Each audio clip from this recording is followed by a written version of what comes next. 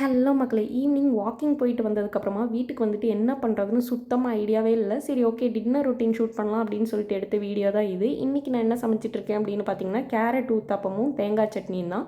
உங்களில் பல பேத்துக்கு தெரிஞ்சிருக்கும். எனக்கு கேரட் தோசைனா ரொம்ப பிடிக்கும் அப்படின்னு சொல்லிட்டு, சரி ஓகே கேரட் ஊத்தாப்பமும் ட்ரை பண்ணலாம் அப்படின்னு சொல்லிட்டு தான் ட்ரை பண்ணிகிட்ருக்கேன். அண்ட் யார் யாரெல்லாம் இந்த மெத்தடில் சட்னி அரைப்பீங்க அப்படின்றத மறக்காமல் கமெண்ட்டில் சொல்லுங்கள். ஏன்னா எங்கள் அம்மாலாம் எப்படி சட்னி அரைப்பாங்கன்னா, ஜஸ்ட்டு தேங்காய், பொட்டுக்கடலை, பச்சை மிளகா, சீரகம் இதை போட்டு அரைச்சி தாளிச்சிருவாங்க. பட் நான் எங்கேருந்து இந்த மெத்தடை பிடிச்சேன்னு தெரில. சீரியஸாக வேறு லெவலில் இருக்குங்க. ஒன்றும் இல்லைங்க, தேங்காய், பொட்டுக்கடலை, பச்சை மிளகா, சீரகம், அது கூட 2 சின்ன வெங்காயம், 2 பல் பூண்டு, ஒரு துண்டு இஞ்சி நல்லா ஃபைன் பேஸ்ட்டாக அரைச்சிட்டு தாளித்து பாருங்கள். டேஸ்ட் நிஜமாக வேறு லெவலில் இருக்குங்க. அண்ட் இன்னொன்று என்னென்னா, கேரட் ஊத்தாப்பத்துக்கு நான் கேரட்டை தனியாக சீவி வச்சுட்டு அதுக்குள்ளே தான் நான் மாவை மிக்ஸ் பண்ணுவேன். உங்களில் நிறையா பேர் இந்த ஃபார்மேட்டை ஃபாலோ பண்ண மாட்டீங்க. மாவு ஊற்றிட்டு அதுக்கு மேலே தான் கேரட்டை தூவி விடுவீங்க. எனக்கு என்னவோ அது அந்தளவுக்கு பிடிக்கல. அது அதிகமாக கல்லில் ஒட்டிக்கிற மாதிரி இருக்குது. எதுவுமே தோசைக்குள்ளே இருக்கிற மாதிரி இல்லை. அதனால தான் நான் மேக்ஸிமம் இந்த மெத்தடை ட்ரை பண்ணுறது. நீங்களும் வேணால் கண்டிப்பாக ட்ரை பண்ணி பாருங்கள்.